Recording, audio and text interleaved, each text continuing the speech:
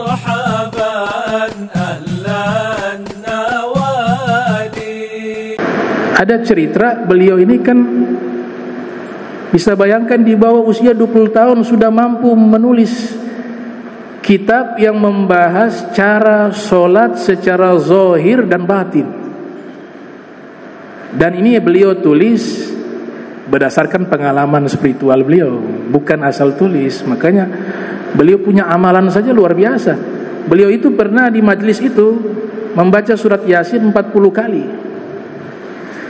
Beliau punya wirid sehari-hari membaca 90.000 kali surat Al-Ikhlas. Solat sunnahnya dilanjutkan bacaan Al-Quran satu hari itu bisa khatam, bahkan satu rakaat. Kana yakhtimul Quran fi rak'ah, bisa menghatam Al-Quran dalam satu rakaat solat, fi rak'atin. Wakil kana yagra'u nisfal Quran fi tahajjud, di dalam solat tahajud beliau baca separuh Al-Quran. Solat sunnah semuanya dikerjakan, ngambil rakaat yang paling terbanyak lagi. Kalau kita kan witir 3, alhamdulillah, walaupun akal rak'ah bisa, paling sedikit 1 rakaat. Malas berdiri bisa duduk. Tapi beliau mengambil standar yang paling tertinggi, 11 rakaat. Dan tidak pernah libur, istiqomah. Puasa Daud, puasa Nabi Daud, kana yasumu yauman wa yuftiru yauman, sehari puasa sehari berbuka. Fis sihah wal marad, dalam keadaan sehat beliau jaga semua ibadah itu, maupun dalam keadaan sakit.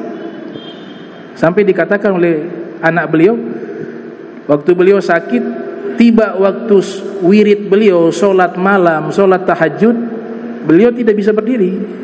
Beliau pukul badannya, kakinya. Wahai nafsu yang malas,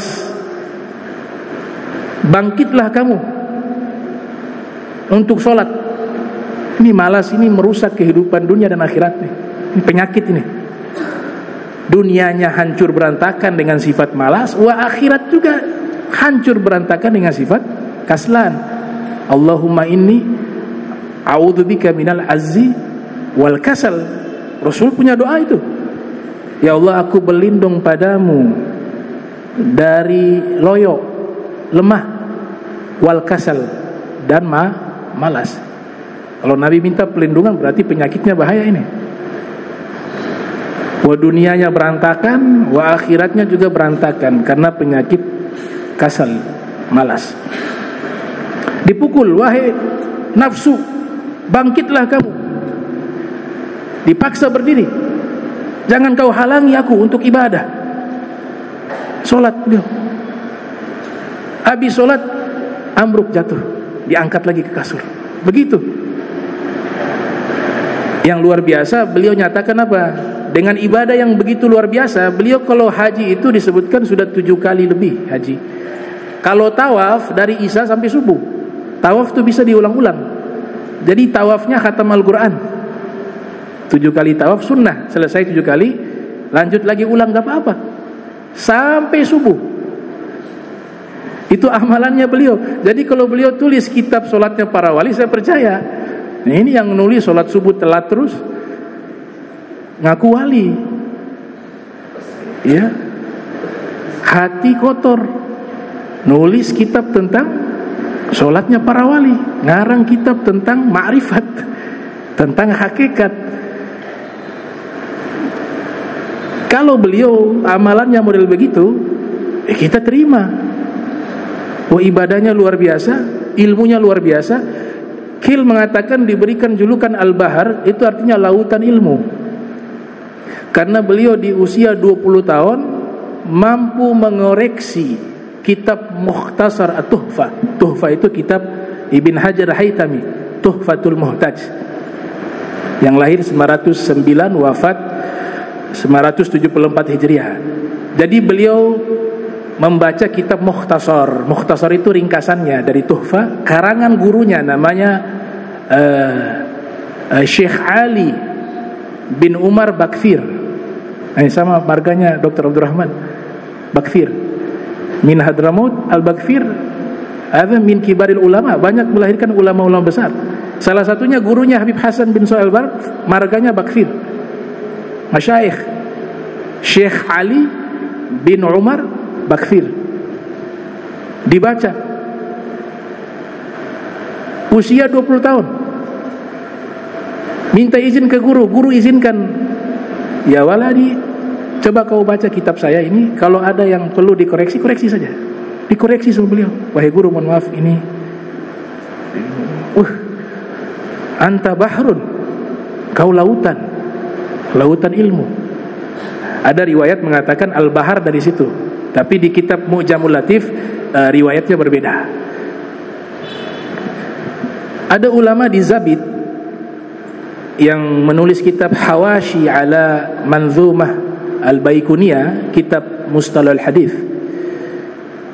Namanya As-Sayyid Abdurrahman bin Sulaiman Al-Ahdal. Meminta tolong kepada Habib Hasan bin Shalih Al-Bahar untuk menulis kitab tadi, cara sholatnya para wali. Yang minta nih ulama besar nih di Zabid. Nulisnya di bawah usia 20. Yang minta ulama besar sudah sepuh. Ketika sudah ditulis, diterangkan, kitab itu disebarkan. Semua para sufi yang ada di Hijaz, yang ada di Zabid, yang ada di Hadramaut, ketika membaca kitab tersebut, mereka meyakini ini yang nulis orang tua ini, orang yang sudah level puncak keilmuan. Gak mungkin anak muda nulis kitab seperti ini. Di riwayat yang lain ceritanya berbeda. Ceritanya berbeda. Jadi beliau belajar kepada salah satu syekh, salah satu guru. Tiap malam beliau tulis kitab tersebut, menjelaskan cara solat para aulia, dari takbir sampai taslim. Datang ke guru belajar. Habis belajar pulang, beliau lupa mengambil kitab yang beliau tulis itu. Sang guru ketika melihat ada buku yang tertinggal di atas meja, sang guru mengambil itu buku, baca. Ini gurunya sepuh, seorang wali min auliyaillah. Dibaca dia kaget, ini siapa yang nulis kitab ini? Karena tidak ditulis namanya. Yang menulis siapa? Ini yang tulis, dia punya magom di atas kita semua ini. Besok harinya Habib Hasan bin Shalih Al-Bahar dengan kawan-kawannya datang, usia masih remaja. Kata gurunya, ini bukunya siapa? Ini bukunya siapa ini? Ketinggalan. Kalau ada yang ngarang kitab seperti ini, saya murid pertamanya. Saya mau belajar kepada dia. Akhirnya disuruh minta, jujur siapa yang nulis kitab ini? Habib Hasan bin Shalih Al-Bahar. Saya yang nulis, wahai guru. Kalau begitu saya mau belajar sama antum. Al-Habib Hasan bin Shalih Al-Bahar. Nah, ini managibnya ada ditulis oleh, bisa dibaca dalam managib beliau, ditulis oleh Syekh Abdullah bin Sa'ad bin Sumair, menulis managib daripada Al-Habib Hasan bin Shalih Al-Bahar.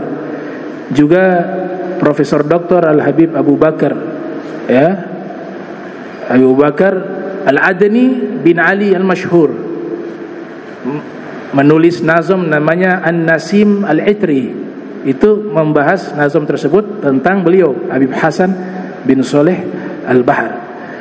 Nah, jadi luar biasa bagaimana ya mereka sudah mencapai level tersebut. Nah, kitab beliau itu konklusinya itu, kalau baca Fatihah jangan hanya baca, tapi berusaha juga masuk ke level dialog sama Allah, sehingga rasa itu ada dan membantu untuk khusyuk.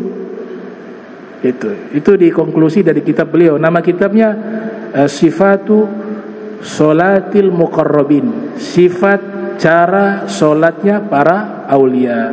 Sudah diterjemahkan juga dalam bahasa Indonesia juga, ya sudah diterjemahkan. Cuma baiknya kitab-kitab semacam ini harus punya mursyid, punya syekh, ya, punya guru, karena ada ibarat-ibarat yang mungkin kita orang awam sulit memahaminya, khawatir jadi salah paham, ya. Tapi kalau terjemahannya sudah ada.